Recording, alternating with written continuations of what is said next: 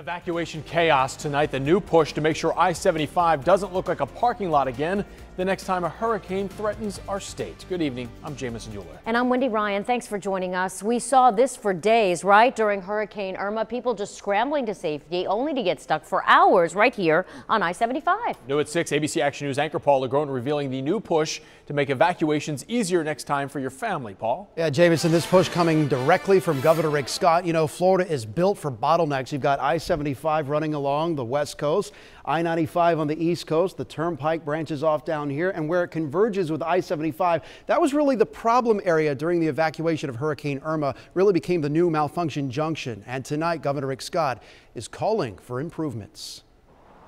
I-75 in the height of the Hurricane Irma evacuation. A river of cars stacked and backed for miles. Rebecca Casey drove 85 miles an hour. I've never driven on a shoulder before. On the shoulder. We had a rental and we didn't really care. We just wanted to get out.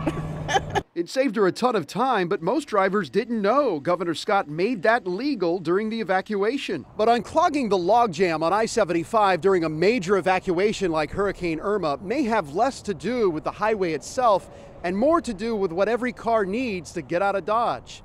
Gas. It's pretty much craziness, right? It took Jay Supermania 8 hours to drive from Tampa to Tallahassee. He says the biggest bottlenecks were at the exits, where people pulled off to refuel. Everyone kind of panicked at the last second. But Jay has an idea on how to speed things up, NASCAR style. Mobile fuel stations, to help get everybody out and make you get police, escort them into the lanes, fuel them up, and get us out.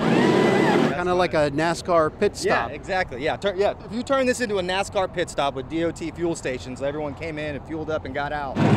It would speed things up. In a state of storms, turning the highways into the days of thunder may not be practical, but neither is a monster hurricane.